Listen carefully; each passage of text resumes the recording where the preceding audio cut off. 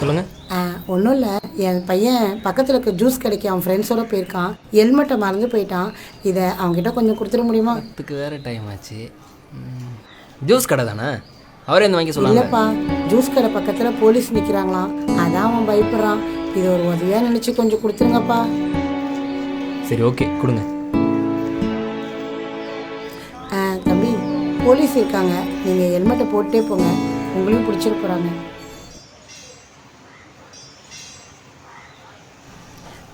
இங்கேருந்து 3ஆவது தெருவில் ஒரு விநாயகர் கோயில் இருக்கும், அது பக்கத்தில் இருக்க ஜூஸ் கடையில் தான் இருக்கும். தேங்க்ஸ்.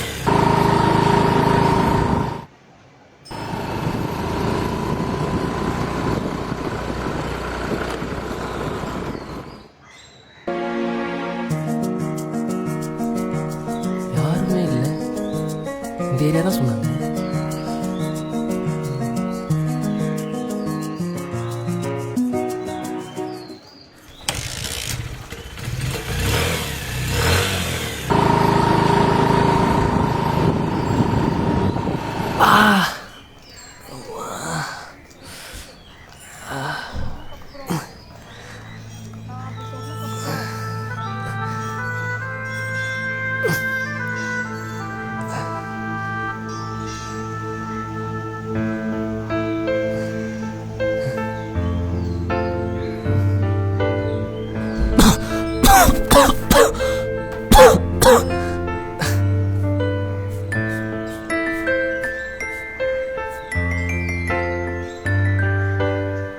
சொல்டா.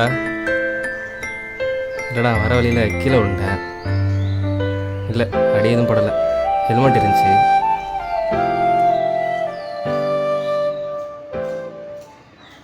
அந்த விநாயகர் கோயில் பக்கத்தில் இருக்க ஜூஸ் கடையில் தான் இருப்பான், கொடுத்துருக்கா. சரிம்மா.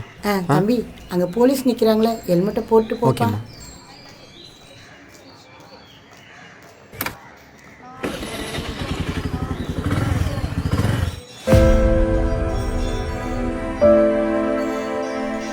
என்ன பண்ணிகிட்ருக்கீங்க?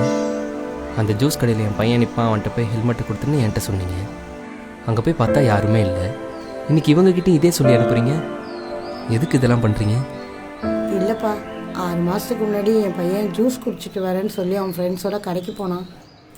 போன இடத்துல ஆக்சிடெண்ட்டில் அவன் இறந்துட்டான். டாக்டர் சொன்னாங்க ஹெல்மெட் போட்டிருந்தா அவனை காப்பாற்றிருக்கலான்னு. அவன் போனதுக்கப்புறம் என் வாழ்க்கையே போயிடுச்சு. என் சந்தோஷமே அவன்தான். அவன் இல்லாமல் என்னால் நிம்மதியாகவே இருக்க முடியல.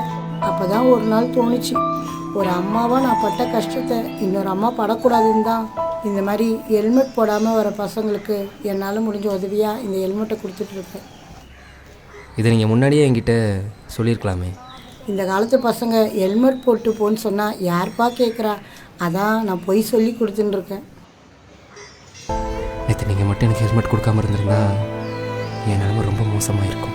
அந்த மாதிரிலாம் எதுவும் ஆகாதுப்பா. ஆனால் இனிமேல் ஹெல்மெட் போடாமல் வண்டி ஓட்டாத.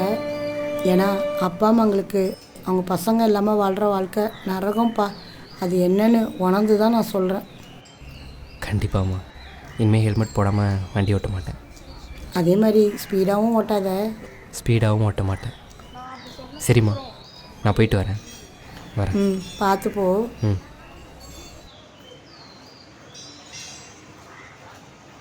இந்த வீடியோ பார்த்துட்ருக்க நீங்களும் வண்டி ஓட்டும் போது ஹெல்மெட் போடுங்க. ஹெல்மெட் போடுறது மட்டும் முக்கியம் இல்லை, ஹெல்மெட்லேயும் பெல்ட் போடுங்க. அதேமாரி கார் ஓட்டும் போதும் சீட் பெல்ட் போட்டு ஓட்டுங்க. ஏன்னா உங்களுக்காக உங்கள் வீட்டில் உங்கள் அழகான ஃபேமிலி வெயிட் பண்ணிட்டு இருக்காங்கன்றதை மறந்துடாதீங்க.